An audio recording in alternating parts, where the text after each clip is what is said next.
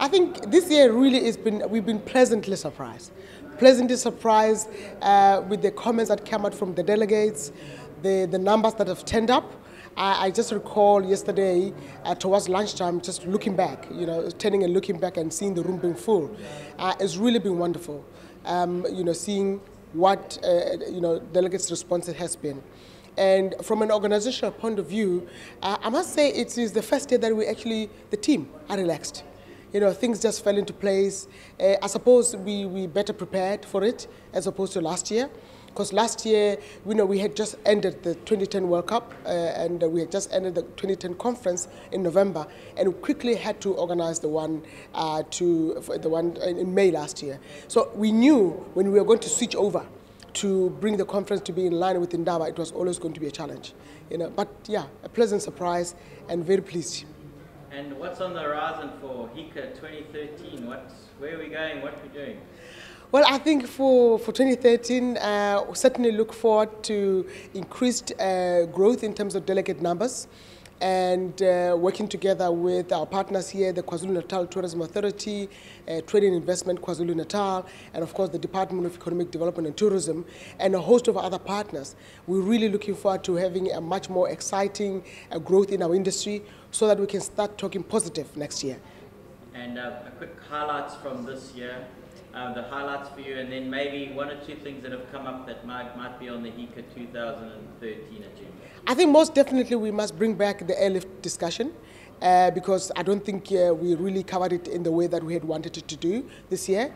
Certainly giving it more time and certainly bring a whole lot more airlines to come into the discussion and bring some hotel operators as well, so that it's a balanced discussion, because we do need to marry that aviation and tourism that discussion needs to happen.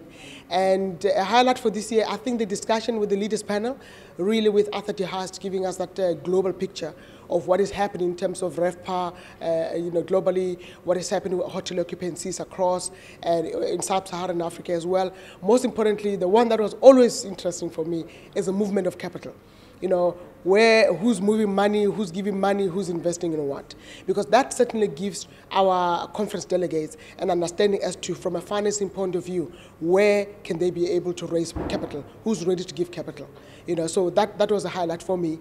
And I think the Safari Lodge breakaway session was a highlight as well. The session on the hotel financing models, again, it came out very, very nicely as a highlight. And we also, I think another highlight, is going to be the one around architectures and the trends in hotel design that is taking place right now. So on the overall, it's, I think it has been a great one. We just need to work on our moderators, I think, and to make sure that really they're better prepared so that they manage the time and also manage the audience much better, and of course the input from the different speakers.